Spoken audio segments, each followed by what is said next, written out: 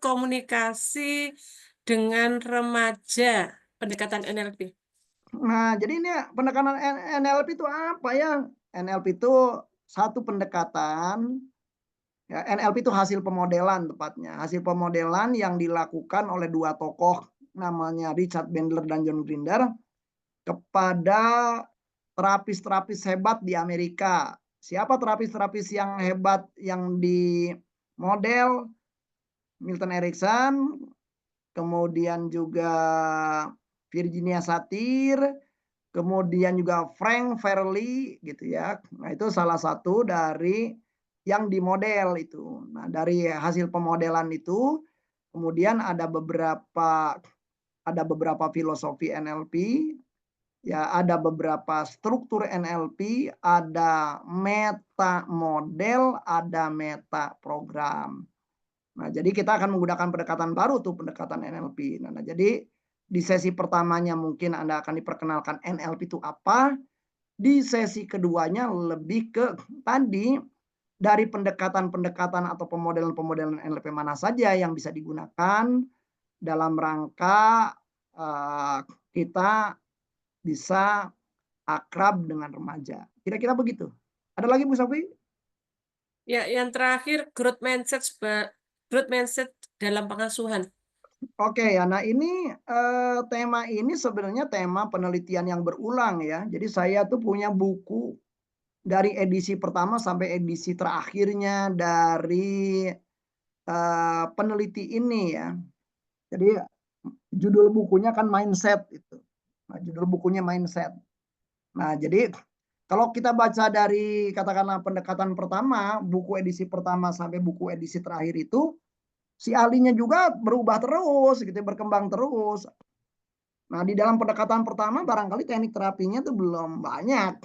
Tapi di dalam bukunya yang terakhir ya, di dalam bukunya yang terakhir itu, si penulis sudah menggabungkan menjadi teknik terapinya itu menggunakan skema terapi.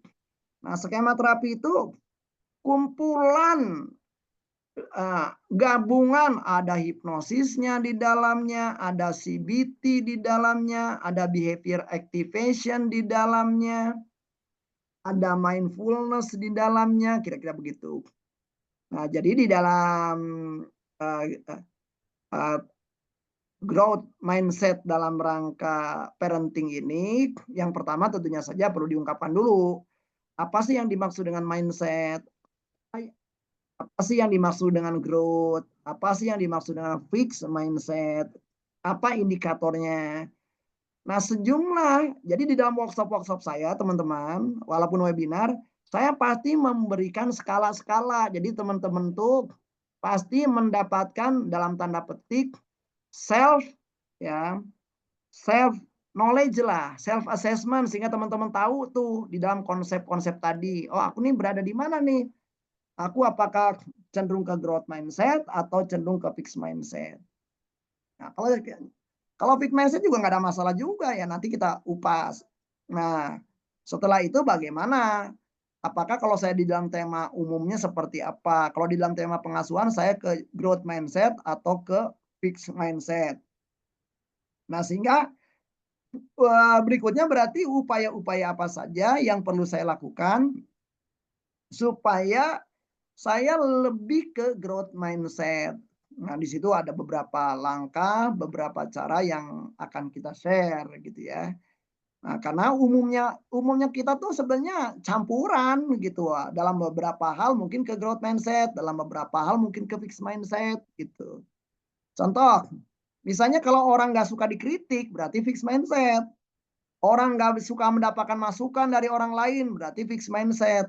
Orang yang senang gitu dari zaman dulu gitu-gitu aja, fixed mindset. Orang yang nganggap, "Ngapain gue belajar lewat daring, belajar mah tatap muka," ya berarti fixed mindset gitu dia. Karena nganggap kayaknya, gua udah terbiasa nyaman dengan ini. Dan orang kalau misalnya saja ngelihat ada orang lain yang lebih baik daripada kita, kalau kita nggak nyaman, berarti kita fixed mindset. Nah, itu ada beberapa ciri-ciri yang nanti kita bahas. Nah, berarti, eee, nah kadang-kadang orang tuh terjebak ke fixed mindset karena macam-macam juga, termasuk juga pengalaman-pengalaman traumatik di masa lalu.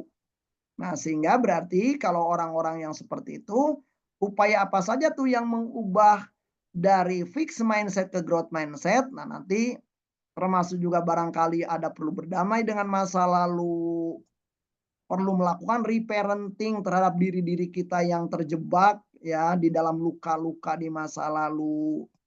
Nah, termasuk juga membuat mantra-mantra baru, artinya membuat sugesti, self sugesti baru bagi diri kita, itu bisa jadi perlu dilakukan dalam rangka kita mengubah dari fixed mindset ke growth mindset.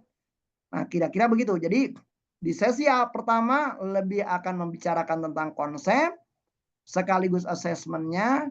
Di sesi kedua lebih ke how to-nya, tata caranya gimana nih supaya kita lebih ke growth mindset parenting. Demikian Bu Sofi. Ya, terima kasih Kang. Jadi